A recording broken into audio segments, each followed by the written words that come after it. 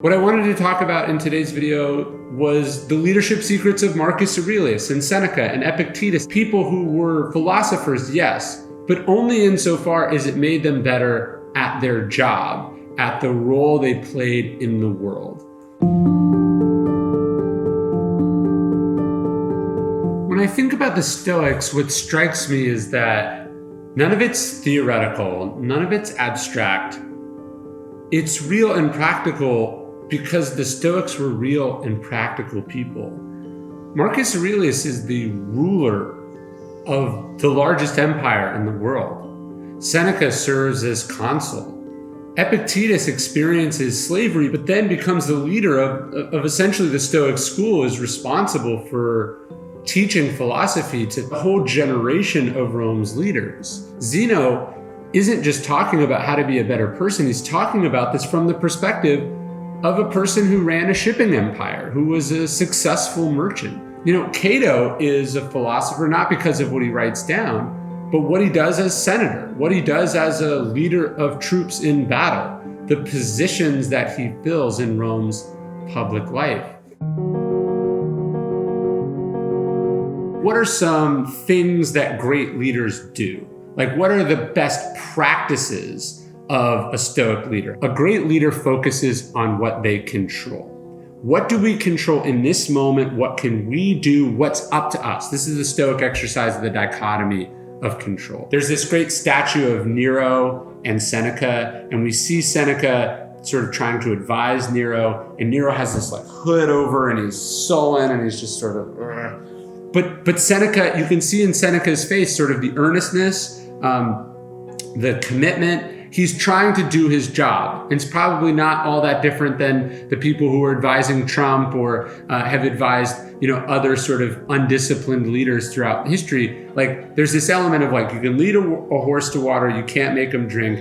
Your job as a leader is to do the best thing you can, right? Because we're not always the top leader. Usually we might be in some position of middle management, or we're head of this team, or we're a consultant. You have to focus on what you control. You have to focus on where you have influence. A sports coach obviously has some power over the athletes, but the athletes have a lot of power too. And so you have to focus on what you control, what you say, the plays you come up with, the outreach that you make. I guess what I'm saying is a leader can't be a control freak because it's not everything is in our control. So a leader focuses on what we control, and we ignore the rest.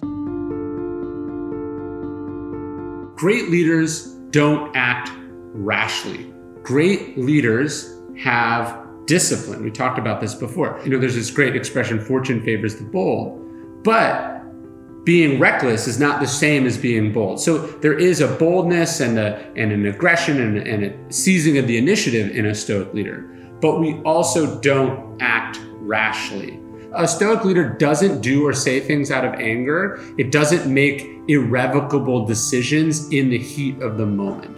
Kennedy talked about using time as a tool, not as a couch, right? In the Cuban Missile Crisis, Kennedy realizes he doesn't have a lot of time, but he has more time than people think. And he wants to use this time. He does not want to act rashly. He does not want to make a decision or a mistake that's going to put in motion an escalation that once in motion cannot be stopped. We can't be rash. We can't rush in. We can't let emotions dictate our thinking. And words once said can't be unsaid.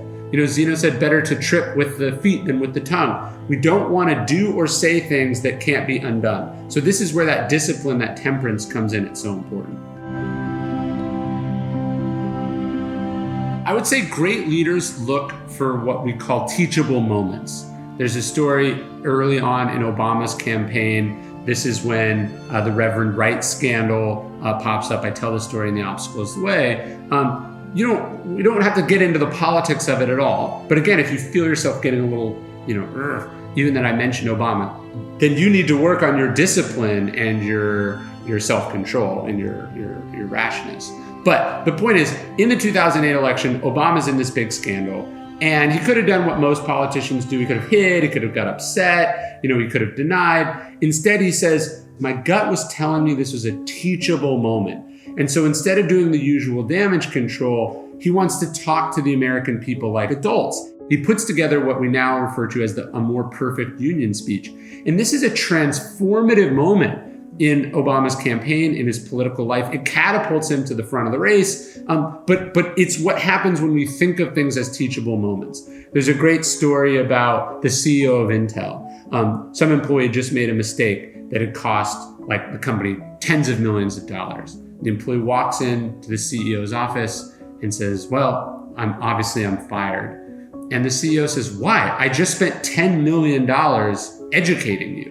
And that's the obstacle, is the wayness of Stoicism. The impediment to action advances action. What stands in the way is the way, as Marcus says. We use what happens as an opportunity to teach, to grow, to learn. We see this in great leaders. They become better for bad things happening rather than worse, because they face them and they deal with them. What's another trait of Stoic leaders? I think a Stoic leader has to have range. What I love about Seneca is just how skilled he was at multiple things, right? There's a great expression, specialization is for insects. Great leaders know how to do lots of things. They might know how to do everything inside the company. And this gives them the real expertise to know how to solve problems, how to connect with the different people at different levels, and to be strategic. What's incredible about Seneca is not only is he this great political leader, he's a great legal mind, but he's also a great writer. And it's his writing that allows him to communicate effectively. But the idea of a leader with that kind of range is so strange to us, so unusual to us. James Romm talks about how historically people didn't think that Seneca, the writer and the playwright, was the same person as Seneca, the political power broker. He said this would be like if Emerson was also the vice president of the United States. But that's what Seneca was, and that range is what makes him truly great. If you don't have range, if you only specialize in your thing, if you only know about your one thing, if you're only interested in this one thing, I think that makes you very fragile and weak. I talked to David Epstein a while ago, who wrote this great book, Range, and he said, we miss out on wisdom if we're too narrow. He said specialists become so narrow that they actually develop worse judgment. So I think it's important that leaders go out and experience different things. Work in all the different areas of your department. Companies are often too deferential to lawyers because they don't have enough experience with stuff. Even on my book, sometimes the publisher, the legal review will say, "Oh, you can't do that." Well, I know enough about this thing, I've researched it, that I can push back and we can go, oh, okay, they were being extra conservative and actually our spectrum of options is a little bit wider. You want to have this wide breadth of experience, this range. Great leaders read to lead. If you think you know everything, if you think you've learned everything, if you think you've read everything, in a sense, you're right. You can't learn anything and you can't get better. So a Stoic reads to lead. We have to be readers. This is why we made the Daily Stoic Reading Challenge, which you can check out at dailystoic.com/read. But the idea is come up with a reading practice, actively be reading, have a stack of books on your nightstand that you're going through. Nassim Taleb talks about the anti-library, the books that you haven't read that you need to read to be better at what you're doing. I've been amazed, for instance, as my books have sold, I'll get emails from, sports coaches. I'll get emails from military leaders. I've got emails from sitting senators, people who are at the top of their field, but reading books, and not just reading books, then reaching out to the authors and trying to learn from them. De Gaulle would famously do this. He would read all the great novels and then he'd reach out to all those novelists. He wanted to learn from them. He wanted to ask them questions. You want to be growing as a leader, and you do that by actively reading. That's what leaders do. Leaders focus on the process. They focus on their job. As Bill Belichick says, a leader just does their job. Everything else is irrelevant. Everything else they're indifferent to. It's nice if you are successful, if you do hit the bestseller list, if you do win the award, if you are the #1 company in your industry. A leader is locked in on what's in front of them and what they do. Hey, it's Ryan Holiday. Thank you so much for watching our videos. Every day I send out an email inspired by the best Stoic wisdom, Marcus Aurelius, Seneca, Epictetus, all designed to help you live a better life. That's what I'm trying to do. The email takes 5 minutes to read. Over 300,000 people get it. That's the largest community of Stoics ever in the history of the world. I'd love to have you check it out. Totally free. Unsubscribe whenever you want, but I think you'll like it. Sign up at dailystoic.com/email.